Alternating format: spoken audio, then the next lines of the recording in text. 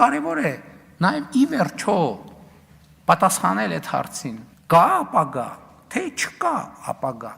Եթե կա ապագայի նախագիծ հստակ գծագրված, ուրեմն կա ապագա։ Եթե չկա ապագայի հստակ գծագրված նախագիծ, ուրեմն չկա ապագա։ Եվ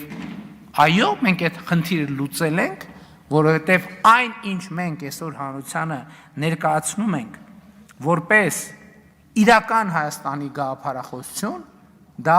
ապագայի հստակ գծագրված նախագիծ է, եւ այդ նախագծի գոյությունն է երաշխիքը այն բանի, որ կա ապագա եւ այդ ապագան ունի շատ կոնկրետ պարամետրեր եւ այդ պարամետրերից կարեւորագույնը սեփական միջավայրում հարևանների հետ կարգավորված հարաբերություններ ունենալն է,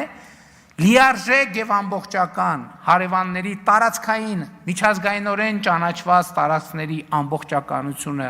ճանաչելը եւ դրանով սեփական տարածքային ամբողջականությունը, ինքնիշխանությունը եւ անկախությունը ճանաչելը։ Եվ վերջին 7 տարիների պատմությունը,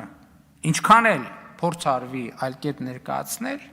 հենց այս համատեքստում, հենց այս տեսակետից հաջողության